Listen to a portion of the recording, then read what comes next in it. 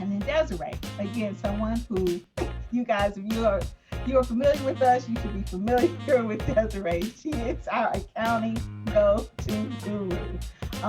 She has been working with us for several years now. She is a certified public accountant, an IRS enrolled agent, a QuickBooks Online Pro advisor. She also is a licensed cosmetologist and former salon owner, which makes her especially um, uniquely qualified for working with us in the beauty industry.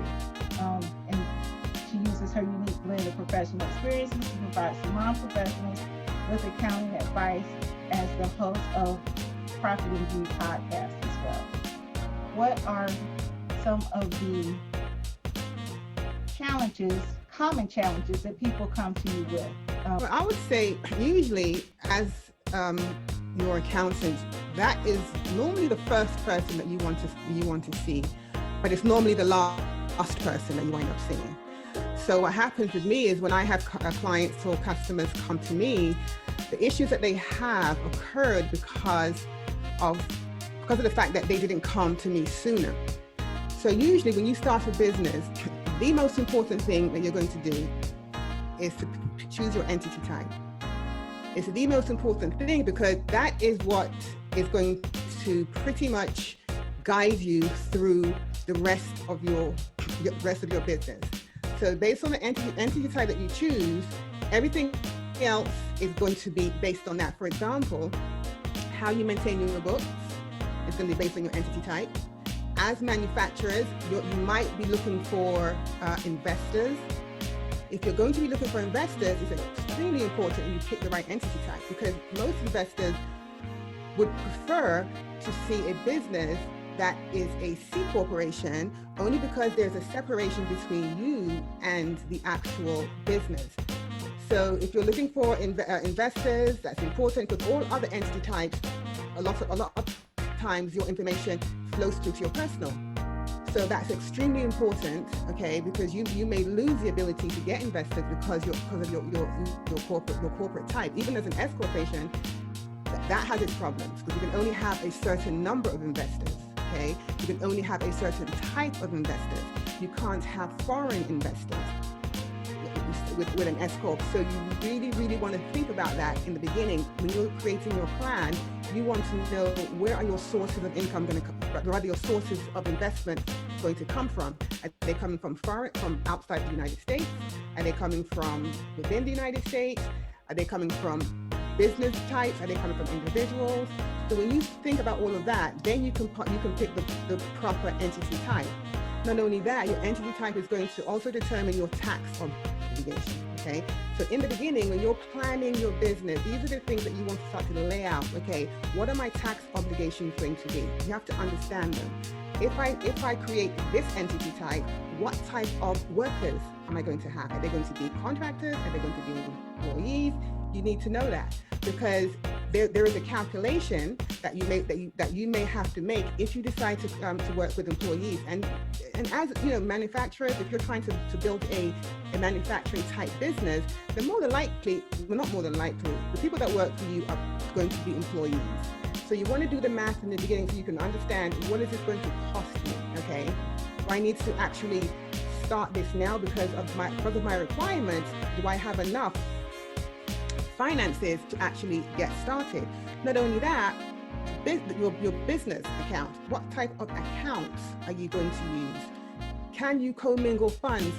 It's important that you have a business account. It's important that you separate it. But the one question that you have, depending on your entity type, are you required by law to have a separate bank account? Because if you are, that's another set of issues you need to think about. In addition to that, you also want to know, let's see what else. So in addition to that, you also want to understand the type of insurance you need because your entity type is going to determine the type of insurance you need. Do I need umbrella insurance?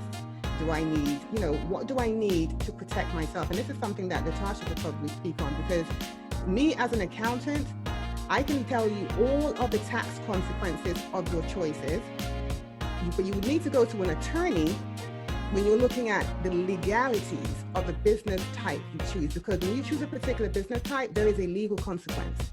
Okay, I can't give you legal advice because I'm not an attorney and I don't play one on Zoom either. So someone like Latasha, she's the type of person that you go to say, okay, if I choose this entity type, what is my exposure? And okay, if this is my exposure, what kind of insurance do I need to cover the gap?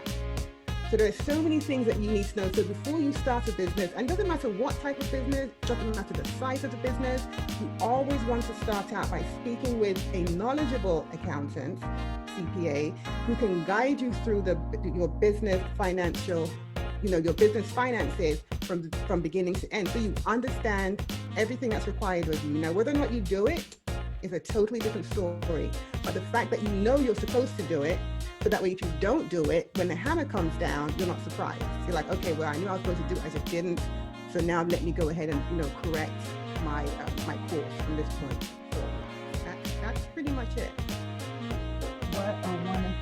What thing is necessary for success that your client must have in order to be successful? Well, I guess it depends on what they're coming to me for. But the one major thing is they have to have some sort of bookkeeping system. Because usually when someone's coming to see me, it could be a tax issue. Well, in order for me to even get to that aspect, I need to look at your numbers and see how your business is doing and how is it going to affect you tax-wise. If you're coming to me because you're thinking about getting a loan, we need numbers. If you're coming to me for financial coaching, I gotta look at your numbers to see where to start. So everything starts with your numbers, and it's not just popping down your bank statements and saying, oh, well, here you go. Because, that's really, if you do that, that means that we have to pretty much start to create your financial picture. And, I can honestly say that in this industry, well, at least with the hairstylists and the hair salons, that's a big issue because a lot of people don't maintain it. They don't see the need. If you're trying to grow your business, in order for us to be able to get KPIs, and that's key performance indicators, in order for us to create cash flow statements, in order for us to do anything that is going to help you grow your business from a profit perspective, or to help you reduce your expenses so that way you're not paying as much in taxes, we have to know what's coming in and what's going out. So that really is something that I have to have if I can really help you. Otherwise, I'm just guessing. All I can do at that point is advise you to go do that.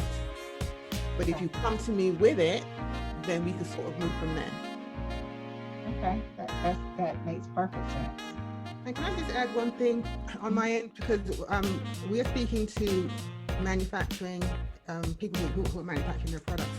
So because you are manufacturers, you're going to have two sides to your accounting, and cost accounting is a little different from regular financial accounting. So when you do choose your accountant, you have to make sure that they understand cost accounting because it's completely different. And it's one of the most important things that you're going to have to track, because a lot of your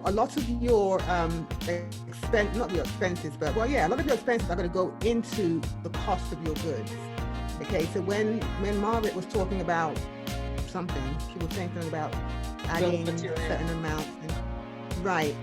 That stuff is extremely important. Because you first of all, you want to know what it costs you to create your products, right? What does it cost me to create one bottle of shampoo, or to manufacture one bottle of shampoo? Because that's how you're going to price. So, and there's so many different facets to that, because you're looking at direct costs and indirect costs. Okay, so you have to keep track of everything. You've got to keep track of everything. But most important, you want to make sure that you speak with somebody who has cost accounting knowledge, because they're the ones that are going to put together your cost of goods, especially if you're a deep into manufacturing. It's a little bit different when you're a retail. If you're just selling retail products, that's a little different, because your cost of goods is basically the fact that you purchase a bottle of shampoo for $5 and you're selling it for $10. Okay, so your cost of goods sold is $5.